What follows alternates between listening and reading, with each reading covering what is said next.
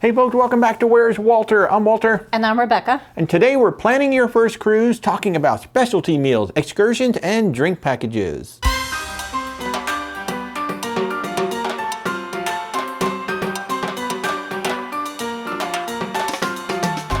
So after you've figured out the ship, you've got your cabin all set, now it's time to start planning some of the fun stuff and some of the other things that might be a little bit confusing for a first-time cruiser. Let's start with specialty meals.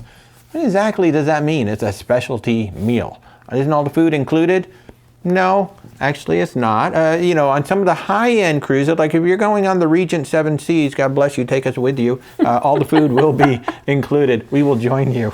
But on most ships, you will have your main dining, and then you will have your specialty dining. And think of specialty dinings as a restaurant. Okay, the main dining is included and you get that. That will generally be a buffet, and it will generally be a main dining room. There may be other places like little cafes where the food is included and things like that, but that's the main thing. But then most ships have other restaurants, and those restaurants cost extra. They're called specialty meals. I don't know where the name came from. It's kind of silly, but that's what it's called on most ships. And what they will do there is they will charge you an additional fee per person. It could be as little as $5 per person. It could be $100 or more per person. And some restaurants will do a la carte, which is exactly what you do on land. You have a menu and there's all the prices and you pay what it is.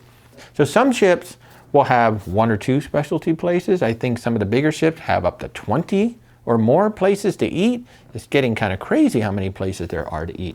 But just understand that those specialty dining will cost you more, and it's a good idea to do research. Once you've got your ship all picked out, go ahead and look in the dining, and if the website itself doesn't tell you how much each of these specialty meals are, there's sites and services like Cruise Critic and Shipmate, where you can ask the questions, or somebody has probably already posted pictures of the menu so you can see what the prices are going to be, which is a good thing for you to do some budgeting on how much is my cruise actually going to cost. And you can look at the menus, just Google the restaurant and the cruise line, and you can look at the menus, decide if you even want to do that restaurant. Yeah, if you want to.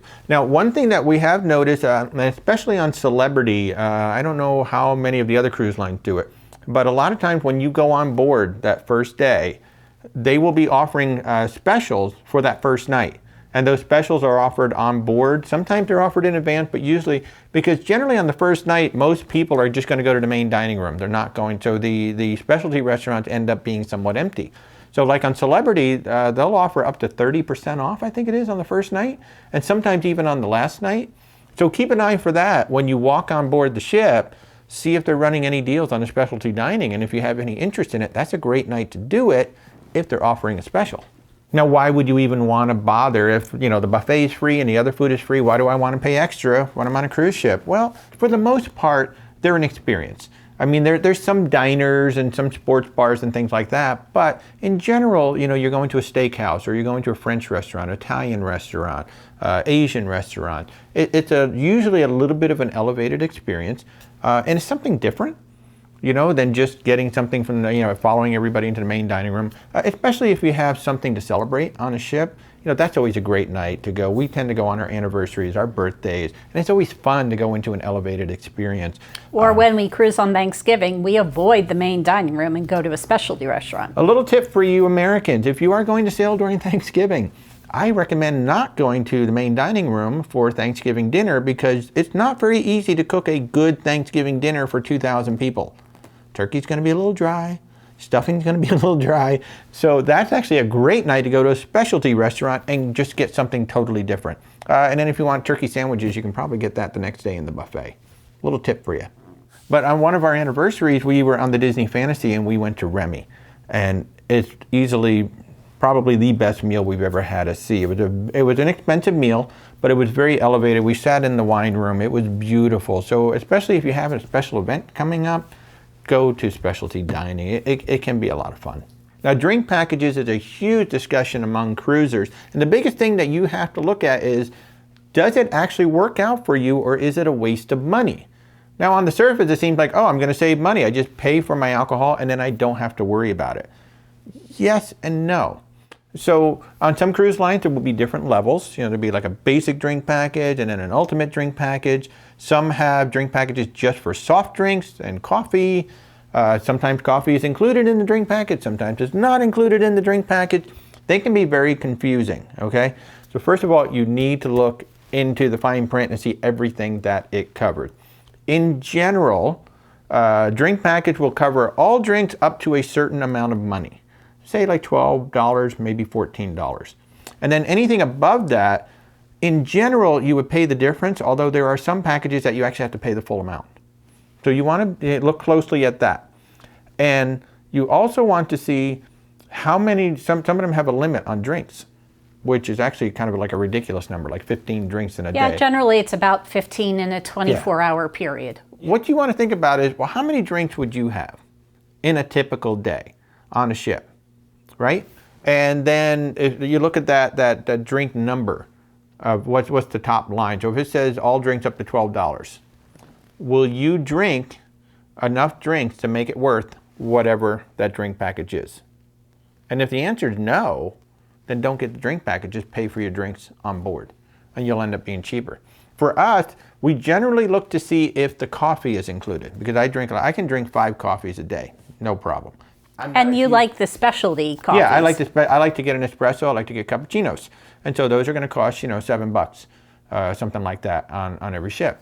And so if the coffee is included with the drink package, we will a lot of times go for it because then that works out. I'll get about maybe 4 or 5 drinks at maximum on a ship. And then the 5 coffees, and then it's like, okay, that adds up to what the drink package is per day. So you kind of have to do the math. The drink package is not always a good thing, and drink packages are not universal across every line. Every single line has their own drink package. Now, one of the cool things with all of the competition between the cruise lines, sometimes they'll roll the drink package in and say, oh, you get a perk, or you can choose from these 3 or 4 perks, and the drink package is usually one of them. That's definitely a time when we almost always go for it, because if it's going to be included in our fare, we might as well get it. Although, depending on the cruise line, the gratuities for the drinks may be included in the price of that package, or it may be an additional cost. So you have to look at that as well. So what Rebecca is saying is that when you look at that drink package price, $400 per person, let's use that as an example, see whether or not that says gratuities included or not. If it says gratuities not included, when you buy the drink package, you're going to then notice an additional charge that's been added. Say 18 or 20% of $400 will now be added at the checkout, which is going to cover the gratuities for the drink. If it says gratuities included, then your drink package really will be $400. Now, if they give it to you as a perk, drink package included in your fare, the gratuities will more than likely be added to your fare. So you'll see that Depends show on up. The cruise line. Yeah, it depends on the cruise line, depends on the deal going on. And one thing to note, that a drink package, some cruise lines require both people in the cabin to get it. Assuming they're over 21. Yeah, assuming they're over 21. But if both people in the cabin are over 21, you're both going to have to get it. Unfortunately, some people try to cheat the system by, get one drink package and try to get drinks for both people, which, by the way, could get you thrown off a ship. So don't do that. But if you think you want a drink package, understand that both people may have to get it. Very rarely do we buy it. If it's a perk, we'll usually take it.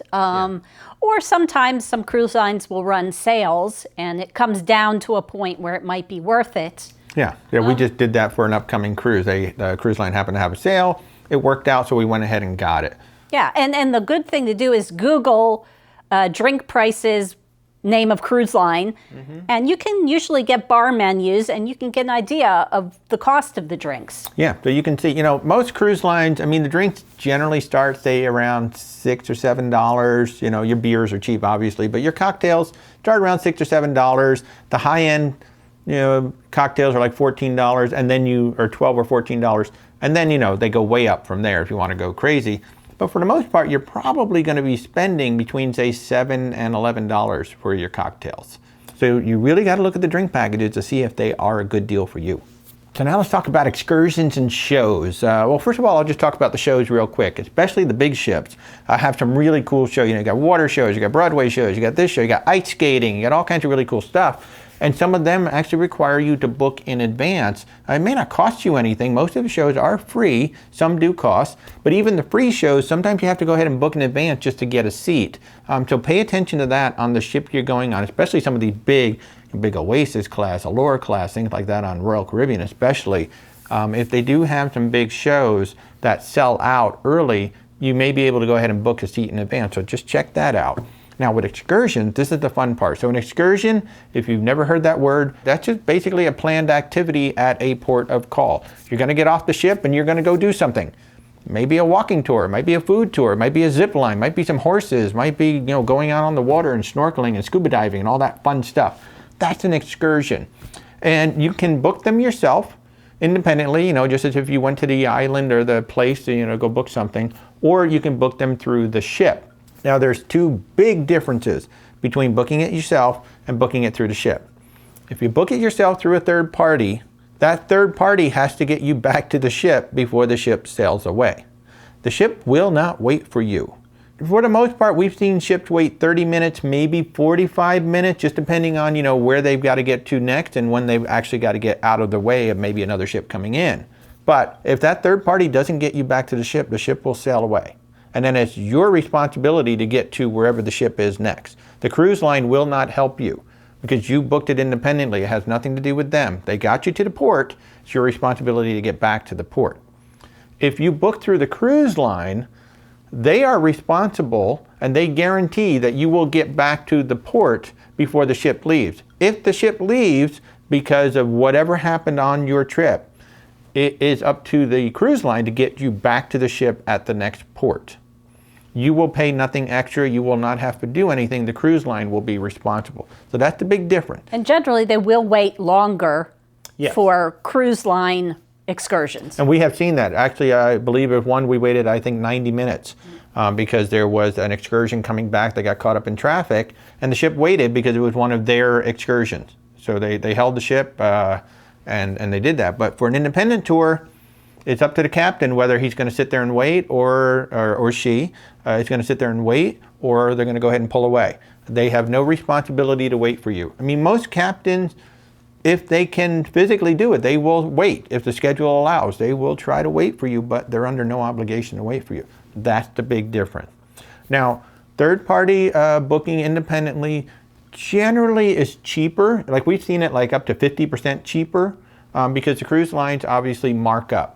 And it could literally be the exact same tour company that you could book independently versus the ship, and you might pay 50% less because you did it independently.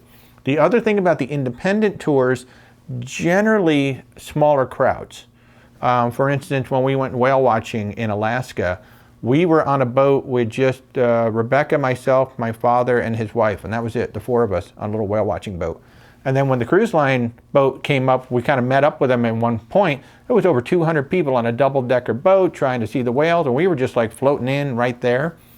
So for the most part, independent tours are smaller, not always. There are some ports where the independent tour operators cannot book with you independently because they have a contract with that cruise line, and that contract states that they can't book anybody from their ships independently. So you may have to, you may see something you really want to book, and when you contact them, they may say, you can't do it, you've got to go through the cruise line. Now, one of the things that the cruise lines do really, really well on their website is they do a good job of telling you the exertion level of all of their excursions. Whether it's just a low-key one, it's going to be very active, there's a lot of walking. Sometimes the third-party tour operators aren't as good with that. I mean, you can contact them and ask them, and sometimes you can just tell by the tour itself. But or the reviews of the tour. Yeah, reviews of the tour. Like something that, it's just going to be a garden tour. But what they didn't mention is that there's 100 steps to get from the bus, and you got to go 100 steps all the way up to the garden, and maybe you can't do that. But the cruise line does an excellent job. It's imperative for them to make sure that you know everything about it. So if it's your first time cruise, definitely look at the ship that you're going on, look at that itinerary, and then go ahead and look at all the excursions and see what they say. There can be some hidden surprises. Yeah, like there's sometimes age limits both on the low end and high end, or weight limits if, say, it's a zip line or something like that. Yeah, we had a woman on one of our cruises. I think it was her husband wanted to go zip lining. They wouldn't let him because he was too old. He was beyond even though he was in perfect health, we saw him, he was walking out Probably there every single healthier day. than we were. Yeah, so he was ready to zip line, but they would not let him because of his age. When planning your excursions, especially if you are going to go independent, and there's nothing wrong with it. We book independent and we book on the ship, depending on the I'd thing. say it's probably 75% independent, 25% ship. And that's been pretty much like right from the time we first started, because Rebecca does all kinds of research online. And that's my next point. You've got to do research. So, we've got websites, we've got TripAdvisor, you got Cruise Critic, you got Shipmate, you got Facebook groups, you've got just Google searches. If you're going to book an independent tour, you have to look at their reputation. You have to see, do they get you back to the ship? And you want a tour operator who's going to get you back at least 1 hour before that ship sails away. Especially like, say, in the Caribbean is where we sail a lot. There's a lot of traffic. There's a lot of just little, 2-lane roads. And it doesn't take much for suddenly everything to slow down and come to a stop. And now you're on the other side of the island trying to get back to your ship. It's a 1 hour drive and you're 1 hour from the ship sailing. And that gets scary.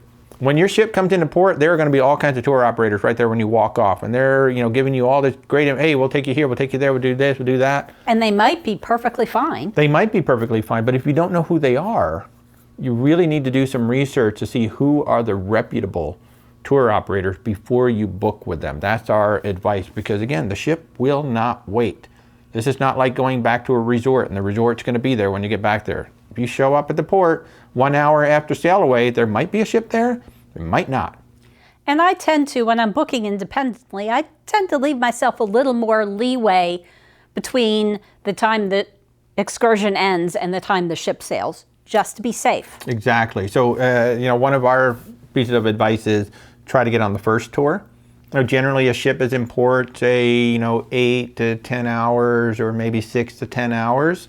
So if the ship arrives at 7 a.m. and there's a tour that leaves at 8 or 8:30, get on that one, because that will come back earlier in the day. We generally like to be back, about 2 hours before Sailaway, just, at a planned time, because then if anything happened, that gives us 2 hours of leeway to get back to the ship. And you do have to be very aware of when the all aboard time is versus Sailaway, because those will be two different things.